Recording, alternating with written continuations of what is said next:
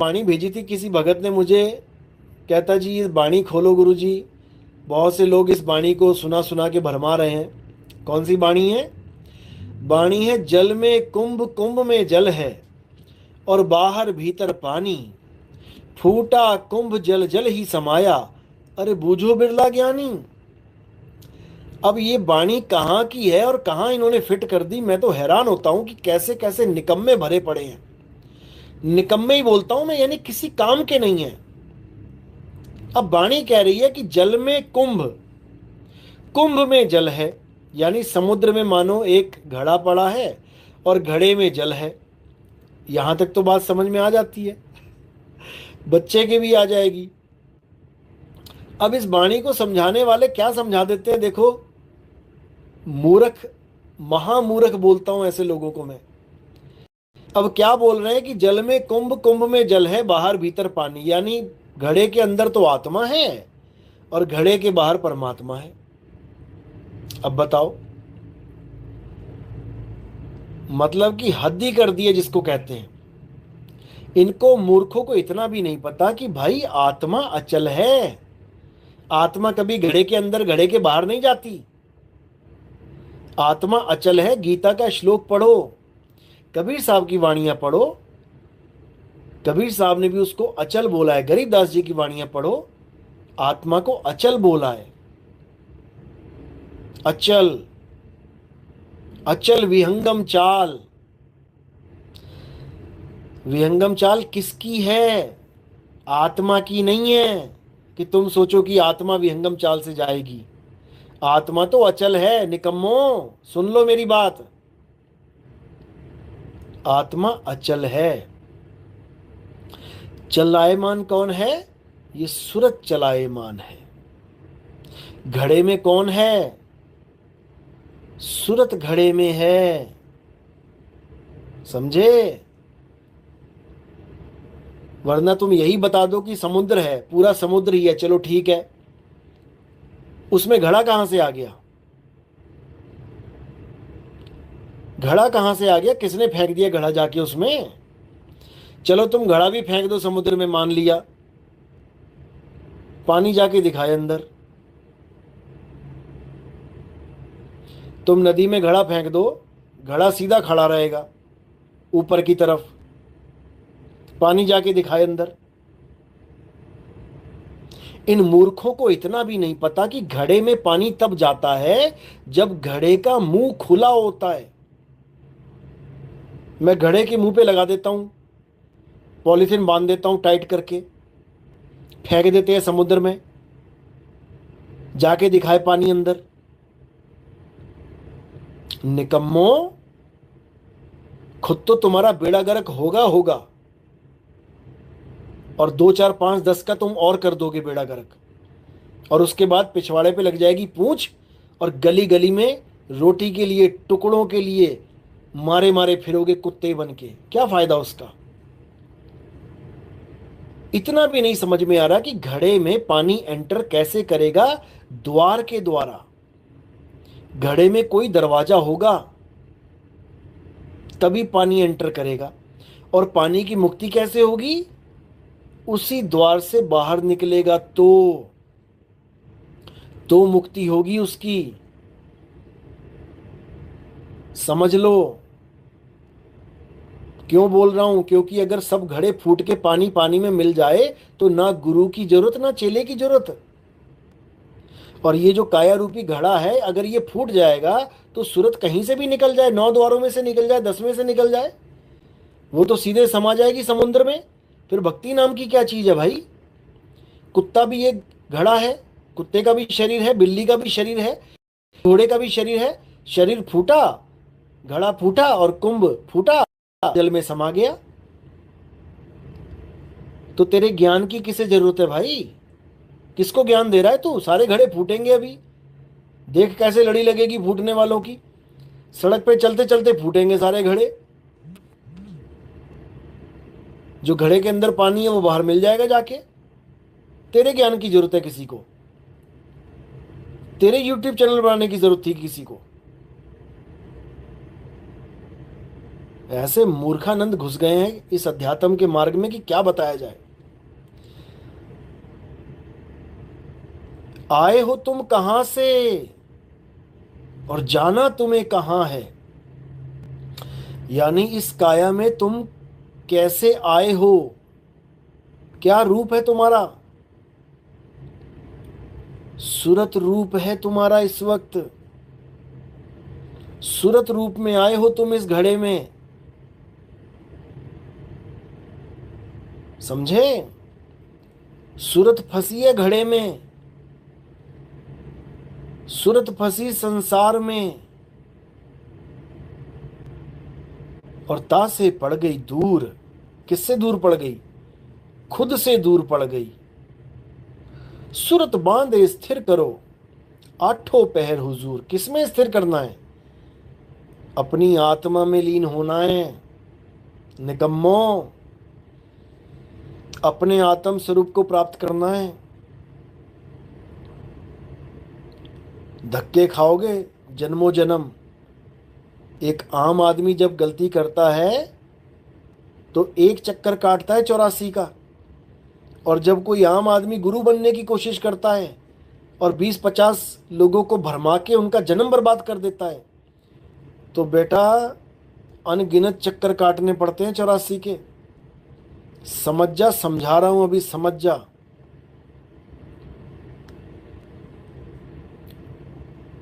तो ऐसे निकम्मों को अच्छे से सवाल भी पूछने चाहिए। इसको ये पूछो कि घड़ा कहाँ से आया। जब समुंदर ही समुंदर था तो घड़ा क्या तेरी सुनता है मुझसे कुछ, तेरा मामा फेंक के आया वहां पे घड़ा, या तेरा नाना फेंक के आया घड़ा समुंदर में। ऐसा मूर्ख इंसान है, द्वैतवाद की बात करता है। दूसरा घड़ा आया कहां से, जब परमात्मा ही परमात्मा है तो घड़ा कहां से आ गया। और जिस परमात्मा ने घड़ा बनाया है तो वो फोड़ भी देगा अपने आप। तेरे ज्ञान की क्या जरूरत है भाई, कि तेरे ज्ञान की जरूरत है। तू बताएगा घड़ा कैसे फूटेगा। अरे सबके घड़े फूटेंगे एक दिन, ये कच्चा घड़ा अपने आप फूट जाएगा। समुद्र में जितने घड़े दिख रहे हैं सारे फूटेंगे अपने आप, मिल जाएगा पानी पानी में। तेरे ज्ञान की जरूरत नहीं किसी को।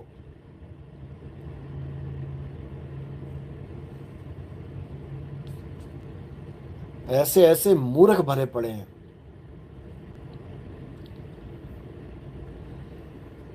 अरविंद सिंह तोमर इन निकम्मों के पीछे क्यों पड़े हो जी।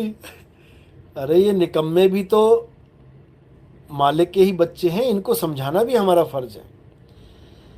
गुरु का फर्ज होता है जो अच्छे बच्चे होते हैं, समझदार होते हैं, उनको प्यार से समझाए, और जो निकम्मे होते हैं ना उनको ताड़ के समझाए क्योंकि ये हमारा फर्ज है।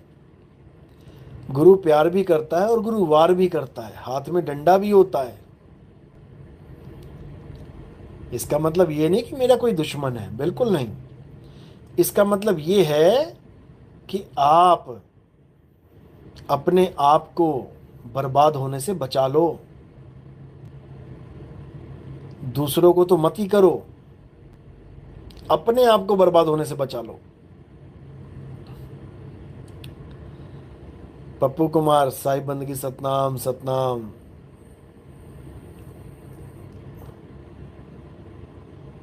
जय सतनाम।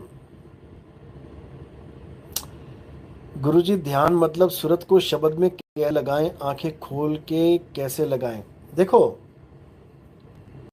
आंखें खोलना और बंद करना ये सेकेंडरी थिंग है। पहली चीज क्या है कि तुम्हें पता होना चाहिए कि तुम हो कहां। तुम्हारा ज्ञान होना चाहिए कि तुम हो कहां इस वक्त।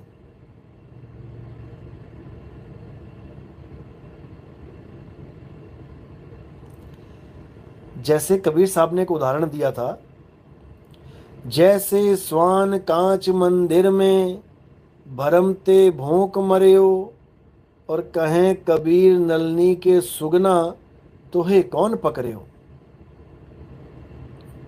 अब कबीर साहब ने ऐसे ही लोगों के लिए उदाहरण दिया था।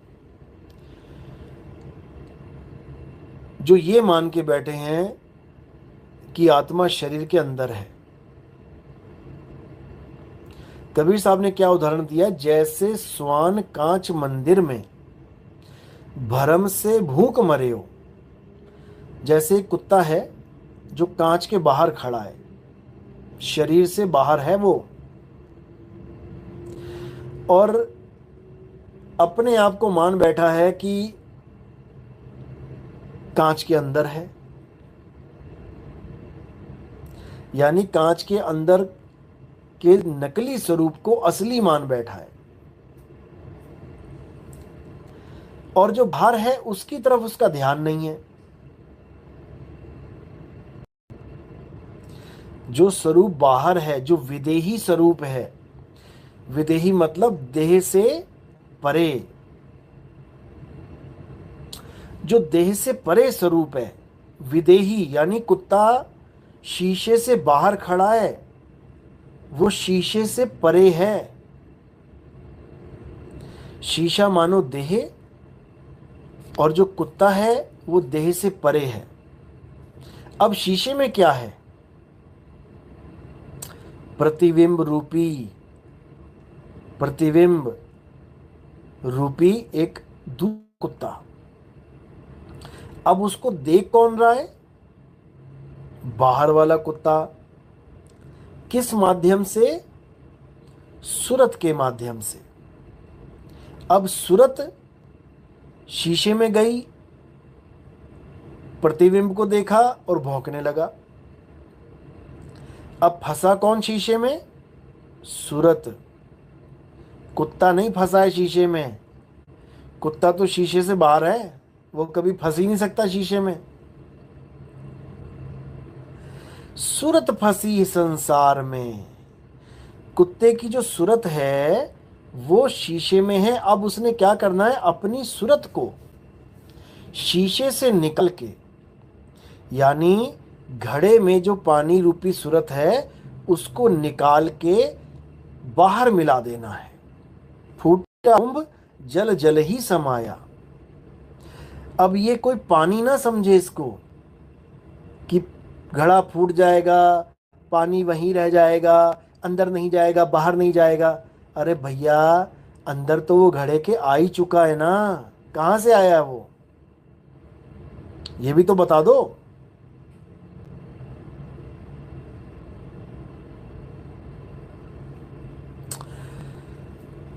अच्छे से समझ लो, इस काया में सूरत आई है, कहाँ से आई है, एक द्वार से आई है। निकलेगी कहाँ से, 9 द्वारों से। जिस द्वार से आई है उसको दसम द्वार कहते हैं, और जिस द्वारों से निकल जाएगी उसको 9 द्वार कहते हैं। 9 द्वारों से निकलेगी, लख 84 में भटका खाएगी। दसम द्वार से निकलेगी तो ज़्यादा से ज़्यादा क्या होगा, इंसान जन्म मिलेगा भक्ति वाला, और बड़े बड़े राजा महाराजाओं का जन्म मिल जाएगा मस्ती वाला। अब ये खेल है 10 द्वारों से निकलने का। अभी समाई नहीं है वो शब्द में, अभी तो केवल निकल रही है। कभी 9 से निकल रही है, कभी 10वें से निकल रही है, कभी 9 से निकल रही है, कभी 10वें से निकल रही है। यानी घड़ा फूट रहा है, लेकिन पानी पानी में समा नहीं रहा है। एक घड़ा फूटता है, दूसरा घड़ा तैयार, दूसरा घड़ा फूटता है, तीसरा घड़ा तैयार, तीसरा घड़ा फूटता है, चौथा तैयार, चौथा फूटता है, पांचवा तैयार। चक्कर चलता ही रहता है घड़ों का, रुकने वाला नहीं है। कोई गलती से मत सोच लेना कि घड़ा फूट जाएगा, शरीर टूट जाएगा, आत्मा परमात्मा में लीन हो जाएगी, इन लोगों के चक्कर में कहीं जन्म बर्बाद कर लो। बिल्कुल नहीं। ये तो ऐसे ज्ञानी बने पड़े हैं जो दरवाजों को ही नहीं मानते, कहते दरवाजों का कोई खेल ही नहीं है, घड़ा फूट जाएगा, पानी पानी में मिल जाएगा। अरे घड़े तो फूटते ही आ रहे हैं, तेरा भी फूटा ही होगा किसी जन्म में, तभी तो नए घड़े में आ गया माँ के गर्भ में। तभी तो आया है माँ के गर्भ में। पिछला घड़ा फूटा और अब फूटने की तैयारी है। ये फूटेगा फिर किसी माँ के गर्भ में चले जाओगे। ये गर्भ में जाना ही घड़ा तैयार होना है। ये घड़े तैयार होते हैं गर्भ में। कैसे तैयार हो रहे हैं ये, इतना भी नहीं समझ में आ रहा है। और ज्ञानी बन गए हैं सारे। मतलब ज्ञानी का टैग लगाना है, उसके बाद चाहे पूंछ लग जाए, चाहे कुत्ता सुअर बन जाए, कोई फिक्र नहीं है। किसने देखा ए जग मिठा अगला किन डिठा, यानी ये दुनिया देखो अगली किसने देखी। ये बातें वही करते थे जो गलियों में घूम रहे हैं, कुत्ते बिल्ली हाथी घोड़े, कि किसने देखा अगला जन्म। देख लो अब।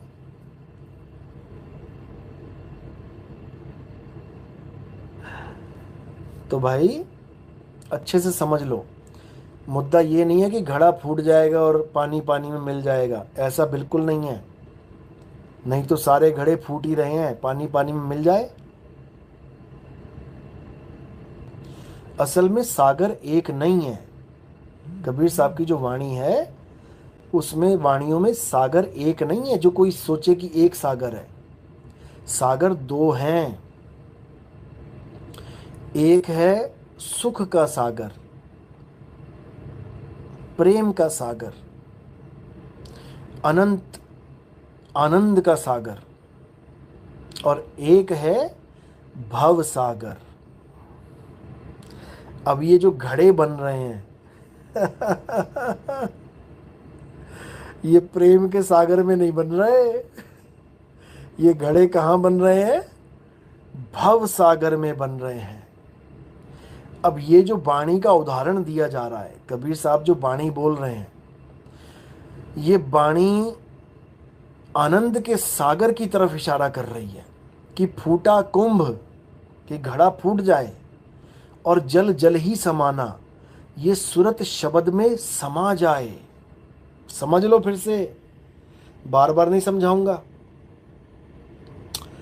फूटा कुंभ यानी ये शरीर फूट जाए, खत्म हो जाए, और जल जल ही समाना यानी ये सूरत शब्द में समा जाए। बूझे बिरला ज्ञानी, एक तो सागर ये हो गया जिससे मुक्ति हो जाएगी, और एक सागर है भव सागर, जिसमें घड़े पे घड़े बनते ही जा रहे हैं,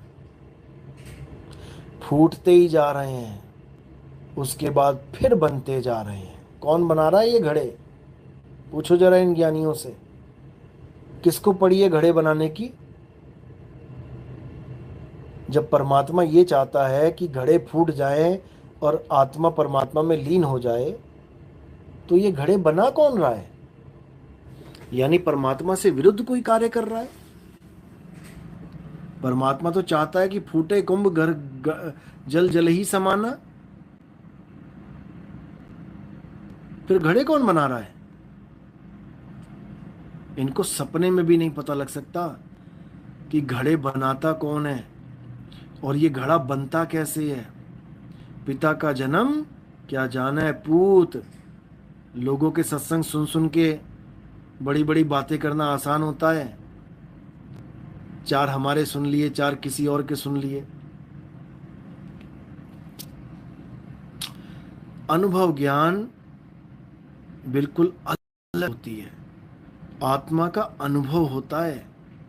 जब आत्मा का अनुभव होता है तब समझ में आता है कि हम असल में हैं कहाँ, क्योंकि हम ही आत्मा हैं और हम जीव बने बैठे हैं इस काया में, सूरत के माध्यम से,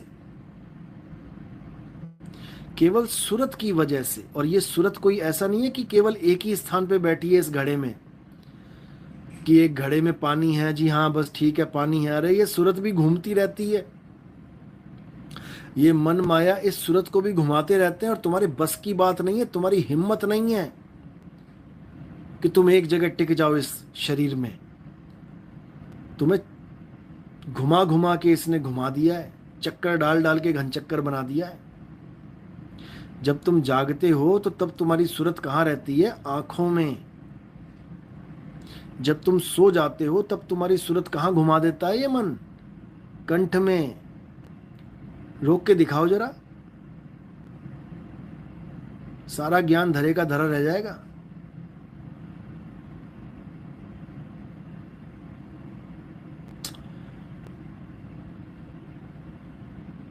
स्वप्न के बाद सुषुप्ति में ये सूरत कहाँ चली जाती है? ये हृदय में वास करती है।